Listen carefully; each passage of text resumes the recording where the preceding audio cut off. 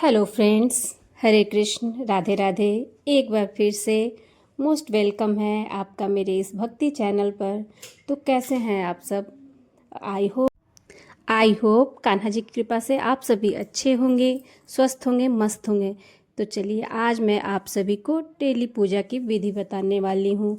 पूजा तो सबके घरों में होता है, पर सबके करने का तरीका अलग अलग होता है। तो मैं किसी के घर में ब्रह्म मुहूर्त में पूजा होती है, तो किसी के घर में बच्चों और हस्बैंड के स्कूल और ऑफिस जाने के बाद होता है। लेकिन बहुत पूजा करने में बहुत अधिक लेट नहीं करना चाहिए। बहुत ज़्यादा से ज़्यादा 8:30, 9, 9:30 तक हमें पूजा कर लेनी चाहिए। ज़्यादा लेट नहीं करनी चाहिए। कभी कभी लेट हो गया तो कोई बात नहीं है, लेकिन सुबह में पूजा कोशिश करनी चाहिए हमें कि हम सुबह में पूजा कर लें, क्योंकि सुबह की पूजा में दैवीय शक्ति जागृत रहती हैं। तो चलिए शुरू करती हूँ। तो सबसे पहले अपने नित्य क्रिया से निवृत्त होकर घर में झाड़ू, क्योंकि बासी घर में कभी पूजा नहीं करनी चाहिए, तो अपने घर में झाड़ू वगैरह लगा दें। जिनके घर में मेड आती हैं वो पोछा बाद में ही लगा सकते हैं, पर जिनके घर में नहीं आती हैं वो अपना पहले झाड़ू पोछा कर ले, क्योंकि बासी घर में पूजा नहीं करनी चाहिए। तो झाड़ू पोछा करने के बाद आप स्नान कीजिए। स्नान करके अगर आप कृष्ण भगवान को रखी हैं तो उनको सबसे पहले मंगला भोग दें। और कृष्ण नाम जाप करना ही अपने आप में बहुत बड़ी बात होती है, तो उनको बहुत ही प्यार से उनका आरती उतारिए, उनको भोग दीजिए, क्योंकि इससे आपके घर की नेगेटिविटी दूर होती है। एक तो ये ब्रह्म मुहूर्त में या ये सुबह सुबह अगर आप पूजा कर रहे हैं तो आपके घर की पॉजिटिविटी बढ़ती है और एक स्वच्छ वातावरण का निर्माण होता है। इसलिए कोशिश कीजिए। अब इनको उठाने के बाद अब बारी आती है आपके पूजा रूम की। तो पहला नियम यह है कि पूजा रूम में कभी भी पूजा करने के पहले आप पूजा रूम में आसन जरूर बिछाएं। बिना आसन के हमें पूजा नहीं करना चाहिए, क्योंकि ज़मीन पर बैठकर कभी भी पूजा नहीं, हमेशा आसन पे ही बैठ के पूजा करनी चाहिए। ये रहा आपका पहला नियम। दूसरा नियम ये कि आप कभी भी हमेशा अपने घर में गंगा जल का पूजा स्टार्ट करने के पहले गंगा जल का छिड़काव करें। गंगा जल के छिड़काव करने से सारे घर की शुद्धि हो जाती है, वातावरण शुद्ध हो जाता है, घर की नेगेटिविटी दूर हो जाती है।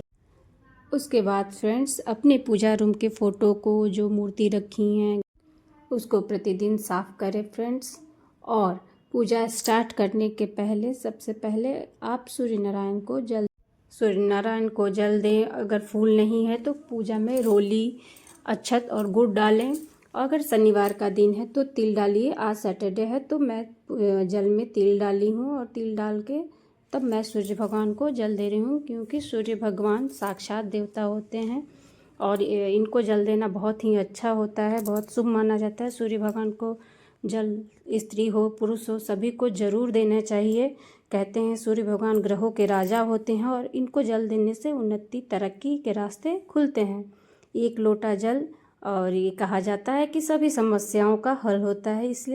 इसलिए सूर्य भगवान को जल जरूर देना चाहिए। इससे आपके सभी ग्रह शांत रहते हैं। और सूर्य भगवान को जल देने के बाद आप आ जाइए तुलसी मैया को, उनको जल दीजिए।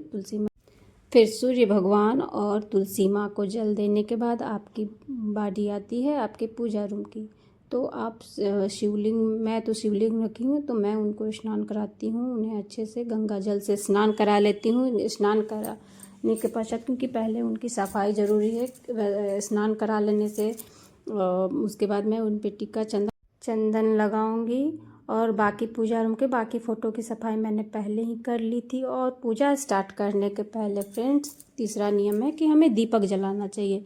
बिना दीपक जलाए पूजा शुरू नहीं करना चाहिए, क्योंकि दीपक आपके पूजा का साक्षी होता है। तो सबसे पहले आप दीपक जला लें, उसके बाद ही पूजा स्टार्ट करें। तो फिर दीपक जलाने के बाद आप अपने फ़ोटो पे चंदन लगाइए, टीका लगाइए, रोली लगाइए। जैसा हो, आप जैसा करती हैं वैसा कीजिए। चंदन टीका रोली लगा के सभी भगवान को सुसज्जित कीजिए, सुंदर से उन्हें सजाइए, मंत्र जाप कीजिए और फिर भगवान को भोग लगाइए। भोग लगाने के पश्चात, क्योंकि भगवान आपका श्रद्धा देखते हैं, ये नहीं देखते हैं कि आप कितना देर उस पूजा रूम में रुके हुए हैं सच्ची बात, क्योंकि घर के मंदिर को हमेशा साफ़ सुथरा और फोटो को सुसज्जित रखना चाहिए, क्योंकि घर के मंदिर से ही पॉजिटिविटी का वास होता है। तो फ्रेंड्स, हमें कोशिश करना चाहिए कि अपने पूजा रूम को हमेशा साफ़ सुथरा रखें, फ़ोटो को हमेशा पोंछें, हर 15 दिन पे अपने पूजा रूम को डीप क्लीन करें। तो इस तरह से नेगेटिविटी दूर होती है और आपका भी मन उस पूजा रूम पूजा करने में लगेगा।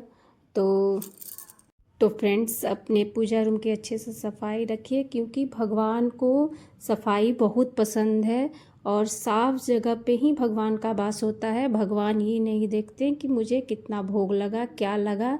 भगवान आपकी भावना देखते हैं और सफाई देखते हैं। तो इसलिए कोशिश कीजिए कि अपनी पूजा रूम को साफ़ सुथरा रखें।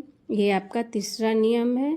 और उसके बाद से सारी पूजा ख़त्म होने के बाद भगवान की श्रृंगार आरती करें, क्योंकि भगवान को जब सजाया जाता है तो सजाने के बाद उनकी श्रृंगार आरती बहुत ही ज़रूरी होती है। और श्रृंगार आरती करने के पश्चात सभी भगवान को वो आरती दें, उनको बहुत ही प्यार से आरती उतारें और फिर उनको वो आरती दें। भगवान की आरती करने के बाद हम उस आरती को शीतल करते हैं और शीतल करके आप उस आरती और धूप दीप जो आप हवन किए हैं उससे पूरे घर में दिखाइए, जिससे इसका धुआं लगने से घर की नेगेटिविटी दूर होती है। तो चलिए ब्लॉग अगर पसंद आया होगा तो लाइक कमेंट शेयर ज़रूर कीजिए, मुझे सपोर्ट कीजिए।